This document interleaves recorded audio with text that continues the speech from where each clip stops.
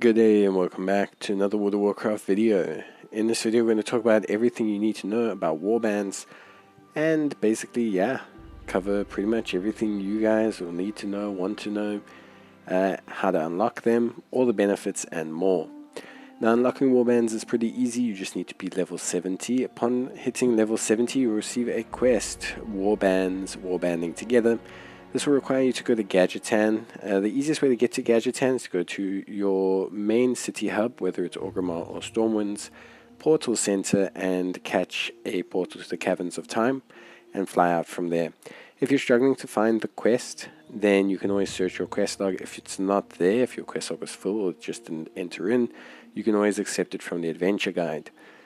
Unlocking warbands is a very quick quest line, literally 5 minutes, and will result in you receiving a spell to access your warband bank. So this is a very, very simple quest line, and once you receive this spell, you're done with the quest line. So you're pretty much done with everything. All the other stuff unlocks automatically. It just requires a little bit of calibration time on your server. So all of that is pretty easy. Now the warband bank, to be honest with you, is essentially a very, very, very good system whereby you have shared bank slots for all of the characters on your warband. I highly suggest buying the first tab. I think it's only 1,000 gold, then gets exponentially more expensive from there, but you can transfer gold, materials, etc. It's all really, really good. And on top of that as well, you can actually transfer materials into this and really use it quite well. The problem you have is that right now it's not working. So you see that screen I have, that's what you'll see. Reputations and renowns, you are basically here going to see that all renowns have been put into one, like your highest renown. So if your renown was renown 20 with a faction, for Dragonflight it's now 20 across all your characters. This means all your characters can claim those benefits as well. Older reputations, most of them will slowly be converted according to the developers. Right now there's none outside of Dragonflight.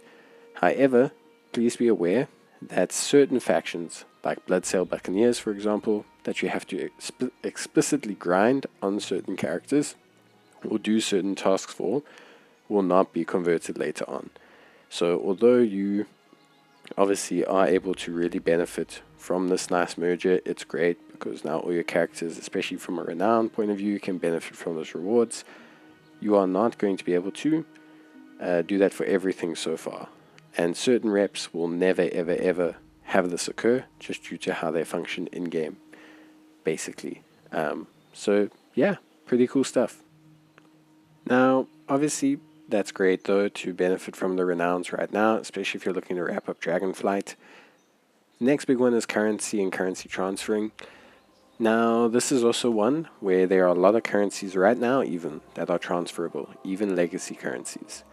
Basically any currency that has the little fire mark next to it, the little fire pit camp sign, or that just has the words in blue, warband transferable, will allow you to transfer. How it works is you need to be logged in on the character you want to transfer to, and then when you click transfer you will be able to transfer from other characters in your warband to this character.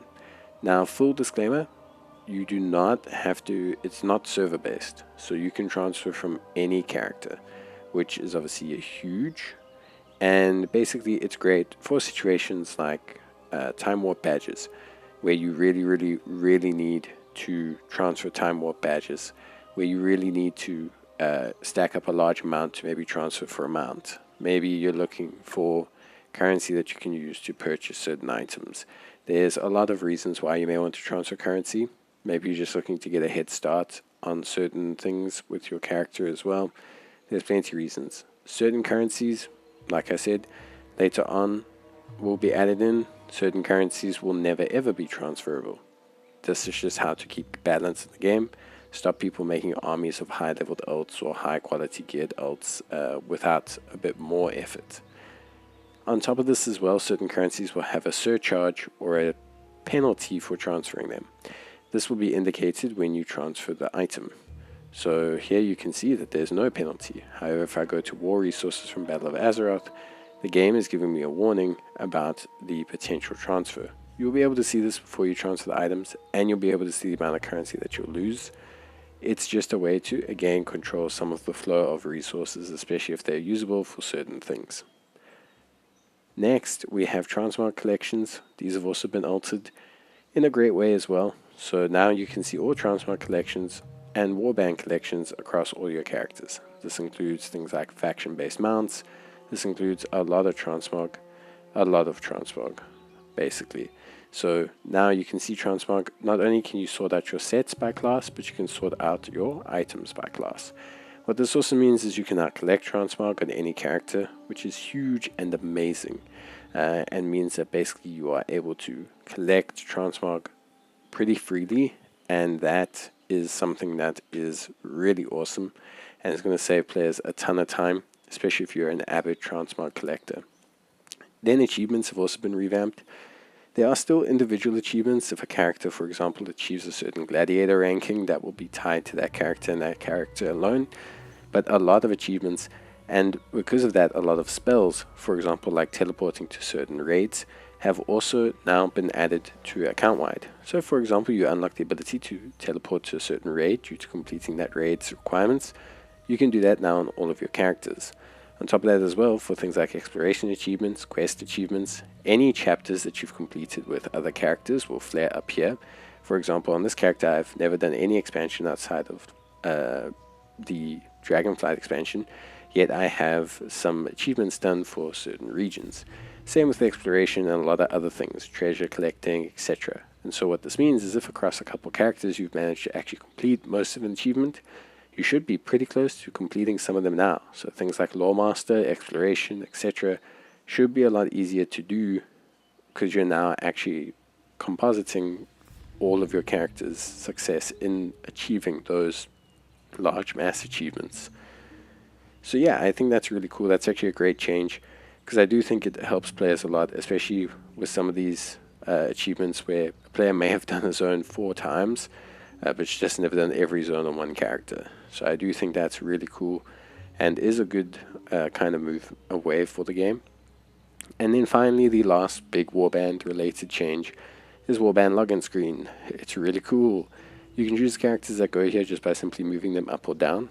Any character from any realm can also be displayed here, so it's not tied solely to your characters.